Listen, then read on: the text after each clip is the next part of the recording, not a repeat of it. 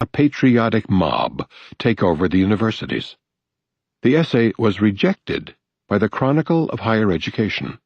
Pursuing similar themes, Harvard Middle East scholar Sarah Roy quotes Horowitz's attack on 250 peace studies programs in the United States that, he asserts, teach students to identify with America's terrorist enemies and to identify America as a great Satan oppressing the world's poor and causing them to go hungry.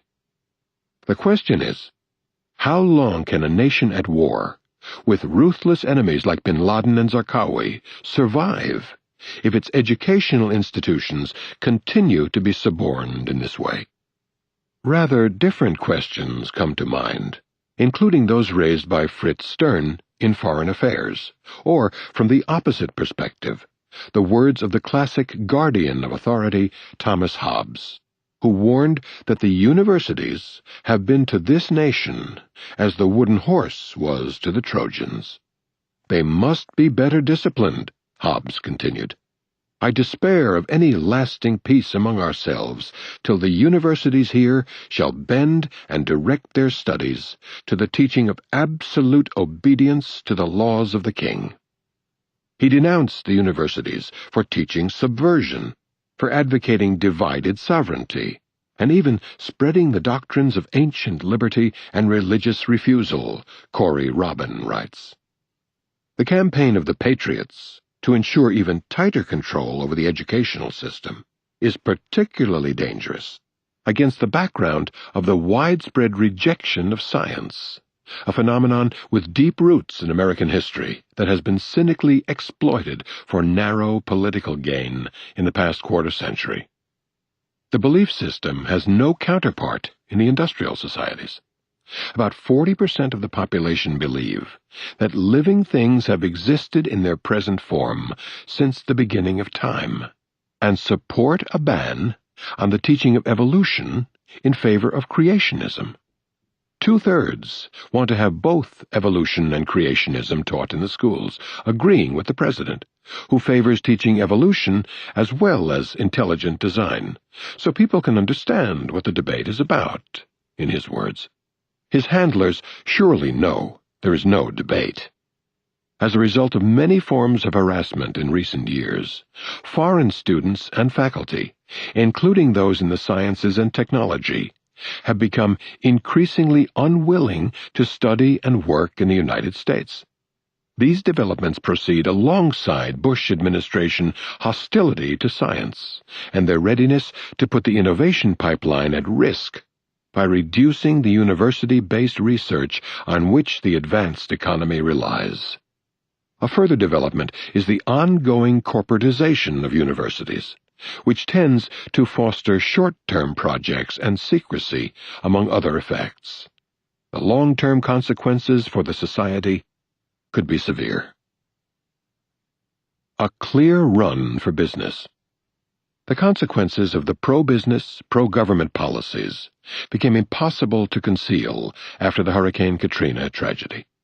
The Federal Emergency Management Agency, FEMA, had listed a major hurricane in New Orleans as one of the 3 most likely catastrophes in the United States.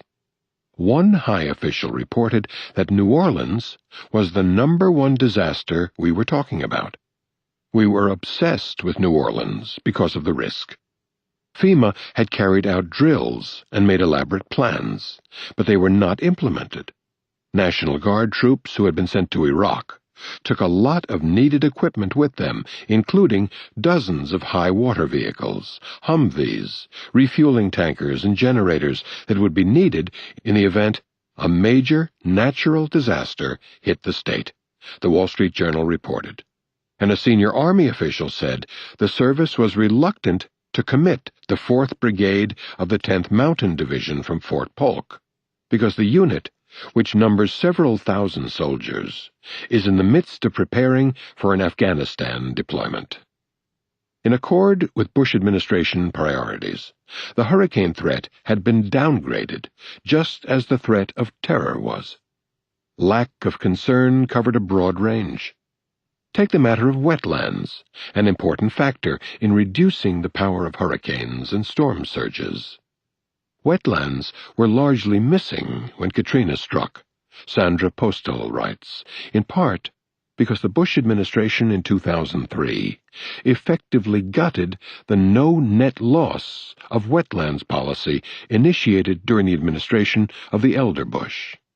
Furthermore, former FEMA officials reported that the agency's capabilities were effectively marginalized under Bush, as it was folded into the Homeland Security Department, with fewer resources and extra layers of bureaucracy and a brain drain as demoralized employees left, rather like what happened in the CIA when it was punished for disobedience.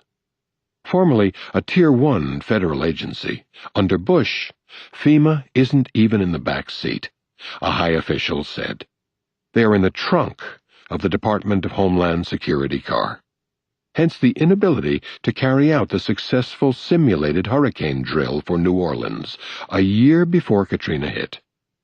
Bush funding cuts had compelled the Army Corps of Engineers to reduce flood control work sharply, including badly needed strengthening of the levees that protected the city.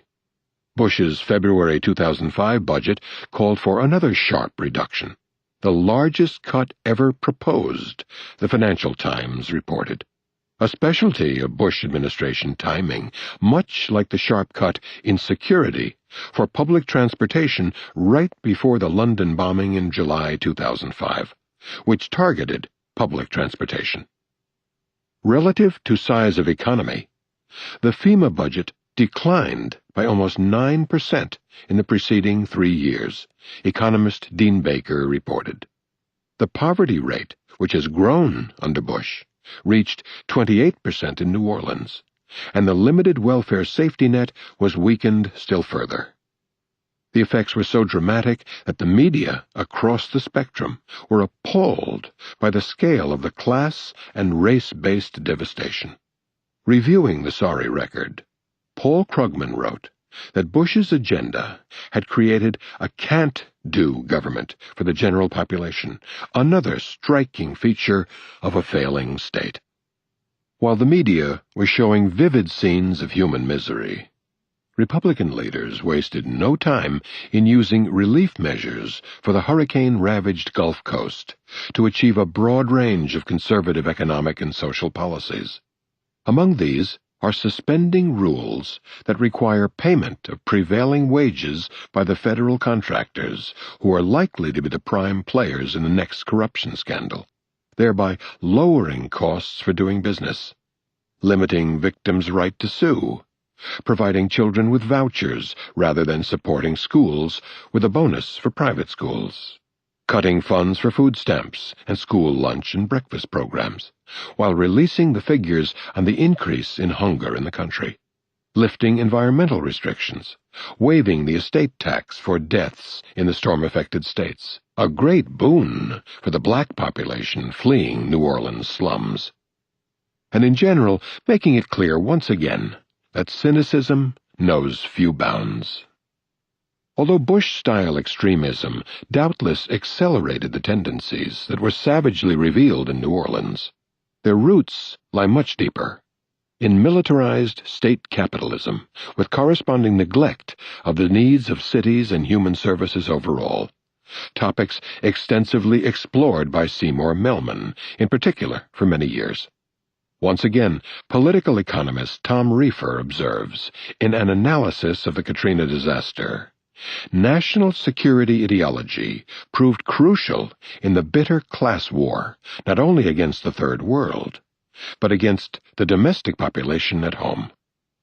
The achievements of the first George W. Bush term included huge corporate profits, while wages stagnated or declined, along with huge tax cuts for the rich to redistribute wealth even further upward than before.